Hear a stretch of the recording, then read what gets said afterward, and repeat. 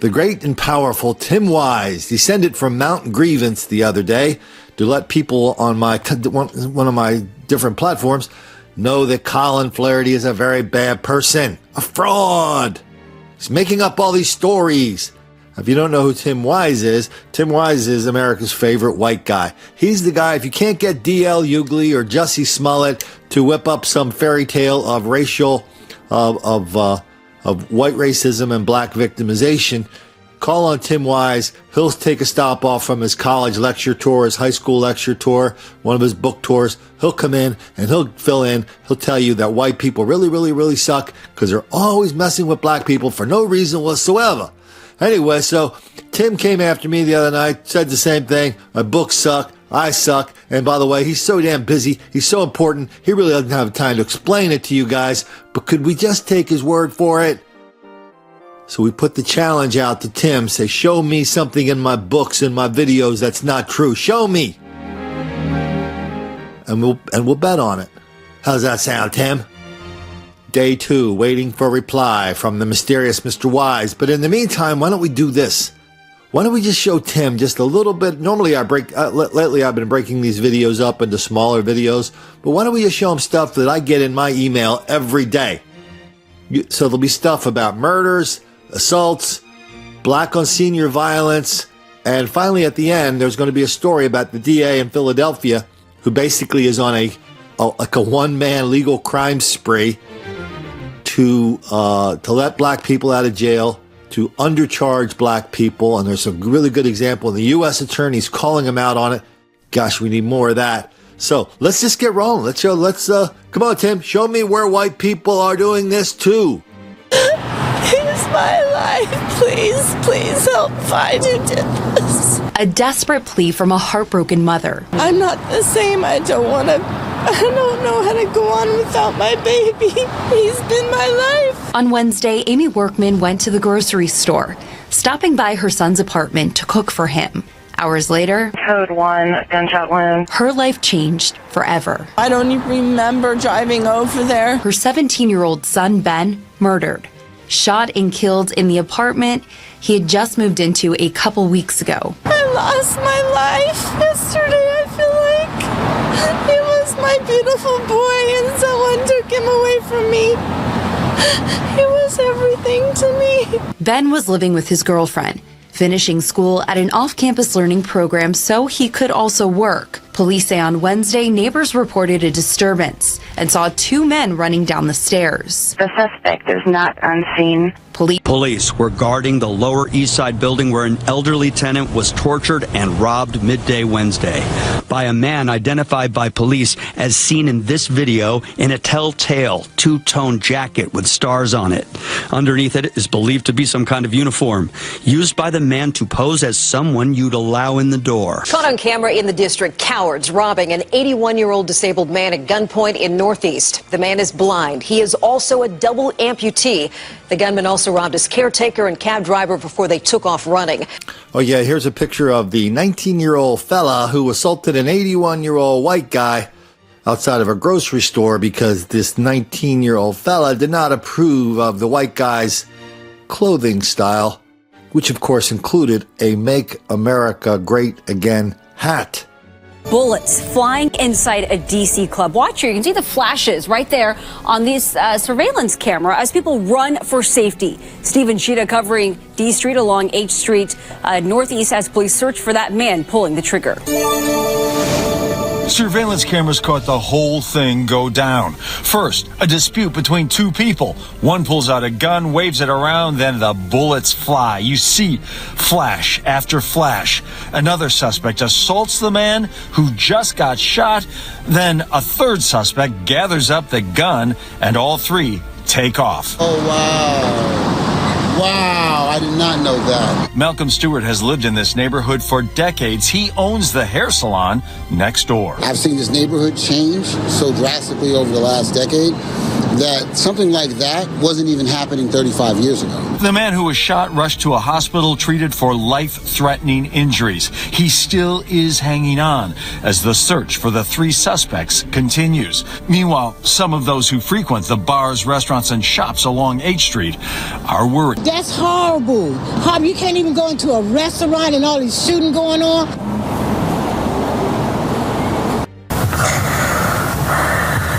Cecilia Sanchez in tears talking about her husband who was shot in the neck during a dinner run at this McDonald's on Get Well. She doesn't speak much English, so her oldest daughter translated. They shot him in the neck and it came out of his mouth. Police say Carlos Sanchez and another daughter were driving off the McDonald's lot around 7 p.m. Friday when 3 males approached their vehicle and demanded money. Carlos says when he refused, they shot him.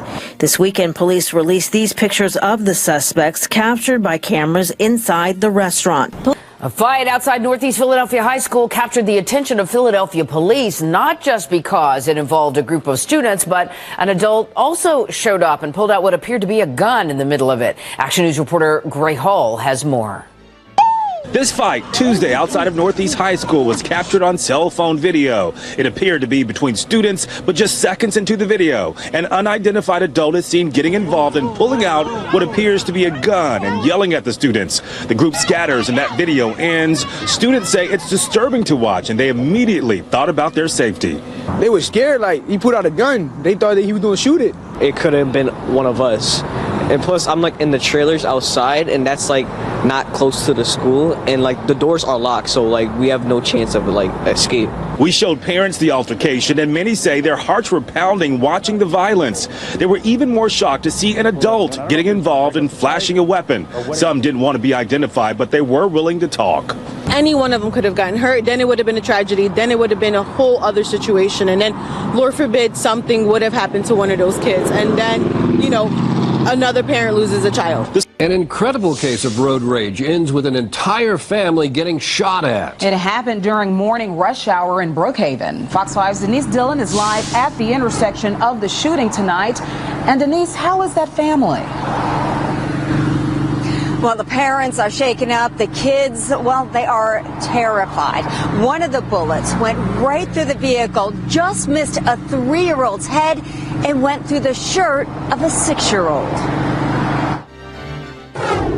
It looked like a 9mm pistol, gray on top, black on bottom. Chantel Queen says she doesn't know much about guns, but will likely never forget the image of the weapon that was pulled on her family. Queen was in her Nissan Pathfinder with her husband, 3 children, and a family friend. Her husband, Matt, was behind the wheel. The children were buckled up in the back. My son was sitting right here. Brookhaven police say the family was driving near the intersection of North Druid Hills and East Roxborough around 9:30 Thursday morning. Matt told police he was cut off by the driver of another car, Nokesha Jones. Queen told police he got out of his car to talk to Jones. That's when she pulled out a gun and started firing. And we began with a young mother's fight to survive. She was alone, waiting for an Uber when police say a man in these surveillance pictures grabbed her. Well, tonight we know that he is a convicted criminal fresh out of prison, and she's sharing her story only with Channel 9. I ended up face down. So, like, if he wanted to, he could have, like, you know, decapitated me. And finally tonight, take a good look at this guy. The NYPD says he used a metal barrier as a weapon in a bizarre game of tag last month in Manhattan. He took a barricade on Bleecker Street, hit a 26-year-old woman with it, and yelled, "Tag, you're it." Then he ran off. The woman had a cut and some bruising, but she should be all right. War of words has broken out between the U.S. Attorney William McSwain and Philadelphia DA Larry Krasner. It begins with a 29-year-old man who was serving time for a shooting with an AK-47, but according to the U.S. Attorney, not nearly enough time. Action News reporters Sarah Bloomquist and Chad Perdelli are covering both sides in this dispute. Sarah, first you. McSwain says Krasner's policies are a danger to the city. Jim, the U.S. Attorney says there's a direct correlation between Larry Krasner becoming District Attorney of Philadelphia and an increase in violent crime. Homicides and shootings up 11% last year. McSwain said, William McSwain, that is, said Krasner's policies are irresponsible and that the federal government will now step in and start prosecuting cases. This afternoon, U.S. Attorney William McSwain lobbied a volley of criticism against Philadelphia District Attorney Larry Krasner, calling him a radical defense attorney whose policies are directly leading to an increase in violent crime across the city. What I'm saying is the policies that his office is pursuing are a danger to Philadelphia. This is not a personal thing. This is a policy thing. McSwain began by announcing a federal grand jury indicted 29-year-old Javon Patterson for the AK-47 shooting of West Philadelphia store owner Mike Pong in May 2018. Patterson is already serving state time for the crime after receiving what McSwain called a sweetheart plea deal from the DA, 3.5 to 10 years for the shooting that left the victim in a wheelchair. McSwain said Pong was never notified of the plea, which resulted in a sentence he finds far too light. The new federal charges will mean far more prison time for Patterson. Mike Pong deserves justice. The new district attorney's office was not able to provide it to him. He will now have his chance to be heard in federal court. McSwain conceded this move is highly unusual, but he said Krasner's history of plea deals, low bail, anti-law enforcement sentiment, and disregard for victims warrants his office stepping in. We want the policies of the district attorney's office to change, to focus more on public safety, to focus more on victims, and less on being concerned about advocating for defendants.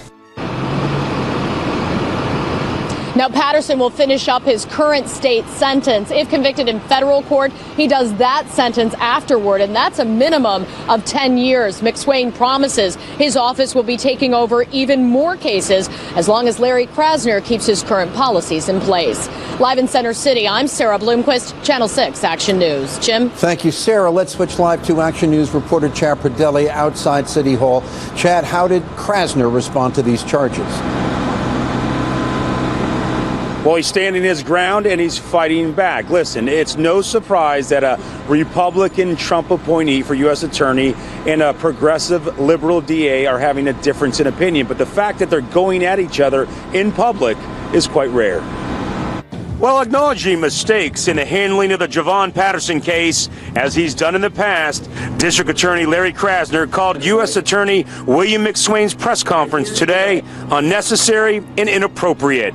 The reality is that Mr. McSwain clearly wanted a moment in the limelight, and he wanted it for political reasons that we're going to find out about later. Krasner refuted McSwain's allegations that his progressive policies have led to a dramatic spike in homicides. He says the science doesn't back McSwain's claims, noting violent crime was down 5% in Philadelphia in 2018 and 8% so far in 2019. And what's even less scientific is to put up a prepared board showing the levels of homicides over the last 6 years, which shows that homicides went up for 5 consecutive years, and blame the district attorney's administration that's been in 1 year. But homicides are up, and the biggest spike is in drug-related murders, which doubled in 2018 from 60 to 120.